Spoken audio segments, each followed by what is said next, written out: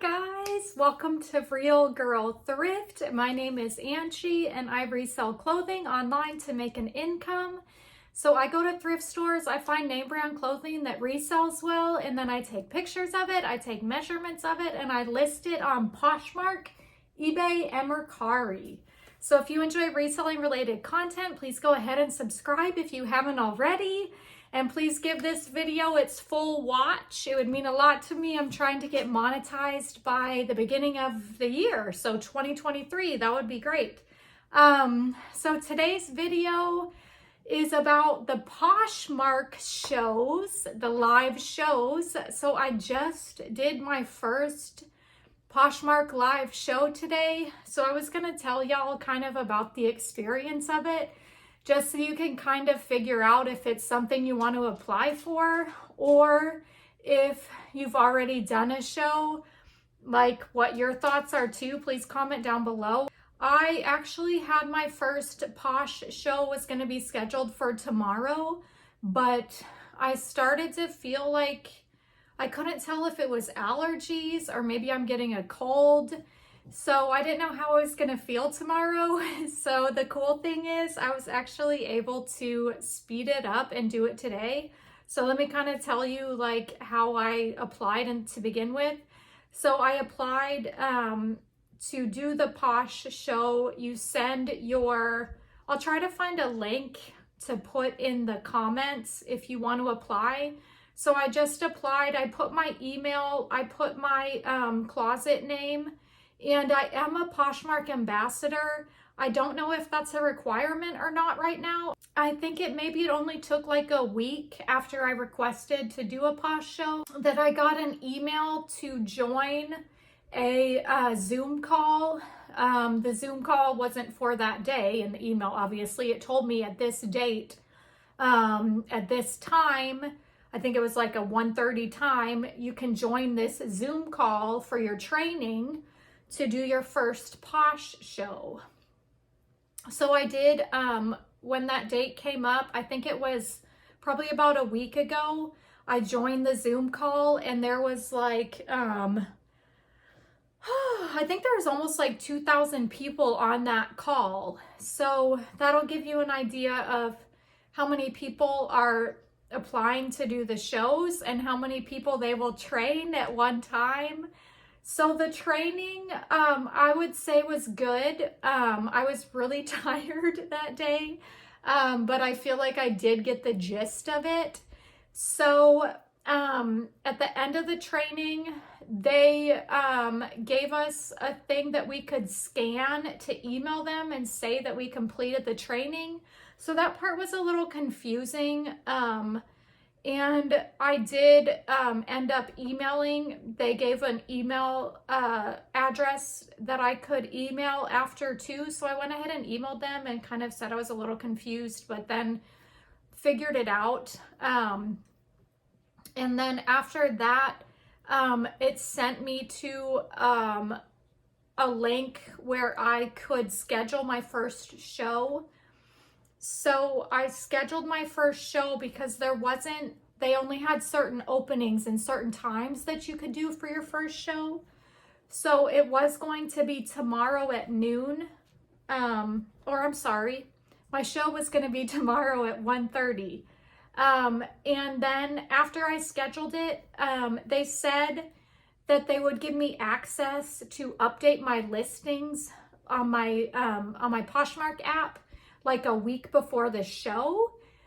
So a week before the show, it still didn't update on my phone. So I emailed them and I said, it's still not updating on my phone. And they said, actually, you won't get access until 48 hours before your show.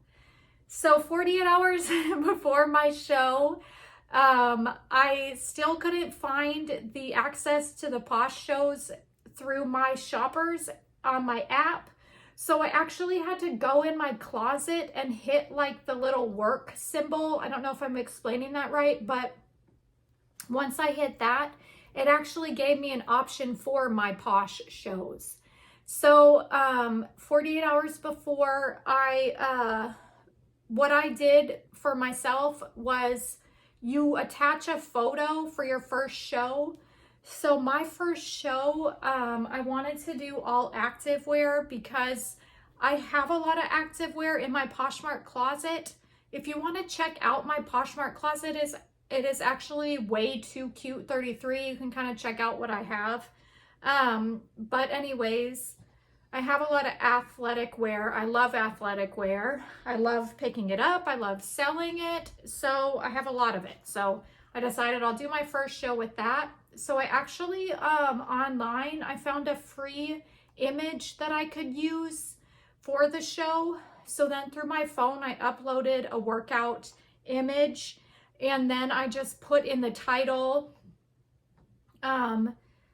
first Posh show. I feel like that's good to put in for your first show because I feel like people will support you. You know, they see, okay, this is your first show. Let me support this person.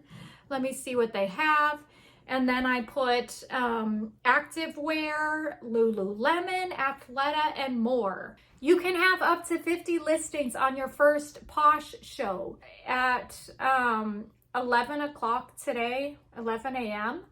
I thought either I'm getting a cold or I have allergies. I don't want to be snot-nosed tomorrow.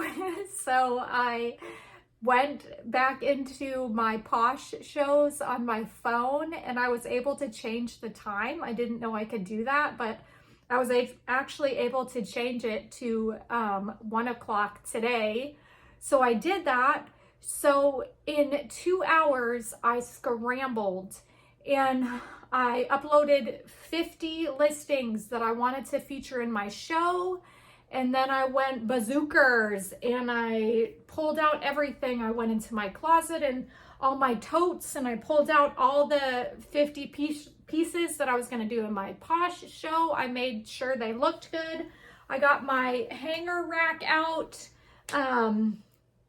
What I did was I wrote everything down. I listed 1 through 50. And then I organized it so the first thing that came up on my show, I would have to pull and show.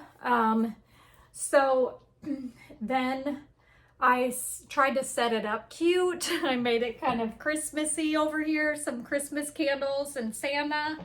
And then I knew kind of like that you start the auction. You have 3 options for your auction.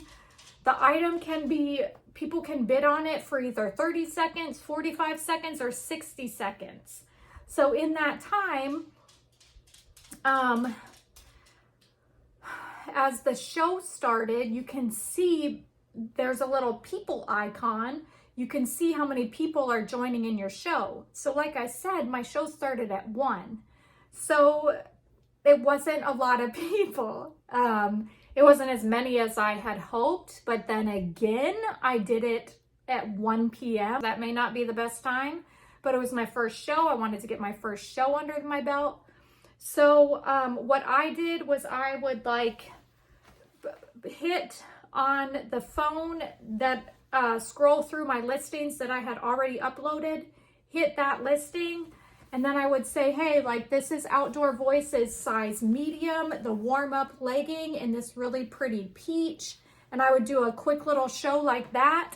And then I would click on the image and I would hit the auction. And then it gives you the ability to put in what you would start your auction at. So then I start the auction. I chose to do on pretty much all of my listings 45 seconds.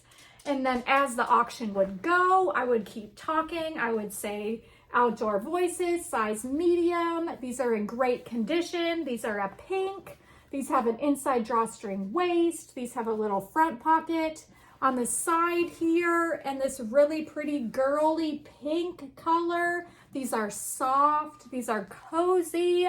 You can wear them to work out. You can wear them to lounge around the house, whatever you want. So I would say it like that. Also, what I did, which I originally did not want to do, was I offered bundling.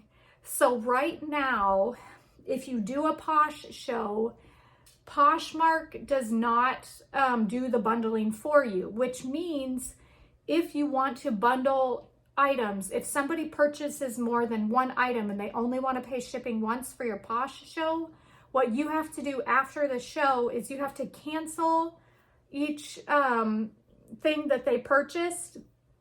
And then what I did was I canceled each thing they listed, and then I made a new listing for them. I took a picture of the items that they had purchased, and I put their name on the title, and I put bundle sale for whoever it was. And then I found their closet. I took that listing and I actually bundled that listing in their closet. And then, so for example, a really sweet lady ordered today during my show. She purchased this red Zia Active sports bra, and she also purchased these aloe goddess leggings. So I took a picture of, I canceled both of these singly, and then I took a picture of those two items and I put it in a bundle for her. So I think, and those two items together she got for $27. So what I didn't realize at first was when I put it in a bundle for her, I couldn't offer it to her for $27. You have to offer at least $1 less than what it is. So then I had to edit the listing to $28 so that I could offer her the $27 that she had bought them for. So then I commented and I said, hey, you know, these are the items and I sent you the offer, and then she purchased it. My thoughts, I guess the takeaways from today, kind of as I reminisce, are I'm thankful that I was able to change the time that I did the Posh show, because your first show, of course, you're going to be kind of anxious about it. And I didn't want to feel like crap-a-rooski for my first show. So I'm glad that I was able to schedule it for earlier. And it was kind of fun, a little bit of an adrenaline rush, knowing that I only had 2 hours and I had to grab everything and do my setup. And then I knew that, okay, like I'm doing the show now. For my personality, it works. I have a problem, I guess, with anxiety. So if I know that there's an upcoming event, I kind of get in my head about it. So it's nice with the Posh show. Like you can say, okay, at 5 o'clock today, I want to do a show. And you can do your listings and you can set your show up. And then at 5 o'clock, you can do a show. So you don't have to worry about it, overthink it. You can just get your items together and do your show and see how it goes. So there's that thought that I had with it that I appreciate. Also, something that I will do next time differently. I did not pick a good time to do a Posh show. I did not have that many people join. I'm thankful for the sales that I got, but I was expecting to sell more. I really was. It's like as you have the auction going and you're talking about the item and you're seeing the time run out and you're seeing no buyers, you're like, ah. So out of the 50 things that I had in my show, I made 2 bundle sales and 2 other separate sales. I thought I was going to get a lot more than that, but I also did my show at 1 p.m. So on a Wednesday. So yeah, if I do it again, which I will do it again, I will do a time slot where more people are on the app. I feel like I need to figure that out. If you've done a show, or if you know the right time, let me know. I feel like it might be like evening would be a better time to do a show when more people are off work and at home. That's my thoughts on that. Another thought that I had with the show was it took a lot of energy to do. Because if you have 50 items to auction and you're doing about 45 seconds per thing, my show lasted for over an hour and a half. So that's an hour and a half of trying to be high energy, and it's also live. So like if you say something foolish, it's live. Which sometimes I don't think about stuff and I say jokes that can err on the side of inappropriate. So you just gotta know that that's there. So if you get nervous and you joke, that baby's live. You know what I'm saying? That's going. So anyways, those are my thoughts for my first Posh show. Thank you so much for watching and listening. I'm trying to think if there's any other tips that I could give if you're thinking about doing your first show. I would say they make the process pretty simple. Like I think they did a great job in the way that they did it. Oh, I also want to mention one more thing. So when I had my training, they said, which this is great news, that coming soon, Poshmark is going to bundle the items for you if a buyer buys more than one thing. So you don't have to do the cancel the listing and make a new listing just so they can pay shipping once. Poshmark is going to update the Posh live show app to bundle the item for you. I'm so thankful for that. So honestly, I don't think I'm going to do my second show until Poshmark does that. I feel like it's going to happen soon, like maybe in a week, but I don't know the exact date. But just know that that is coming soon. So if you decide to do a show, that's going to be set for you. That's going to make things so much easier. And yeah, those are my thoughts from my first Posh show. I will do another one, but I'm going to change the time of day that I do it. And oh yeah, I have one more thought. A lot of my sizes were like extra small and small, and I feel like those are not like the most popular sizes. So that's another thing to think about. The items that you're listing, are they sizes that a lot of people are going to buy, or is it more on like the side of not as many people are this size? You know what I'm saying? So I don't know if that was a setback for me and maybe why I didn't have as many sales, is the sizes were kind of, you know, on the, not that many people purchase extra small and small. That was my feeling. Yeah, so that's another thought. But anyways, thank you so much for watching. Please comment below, give this video a thumbs up so that I know that this is useful content to do on YouTube. Comment your thoughts down below and have a great day. Bye.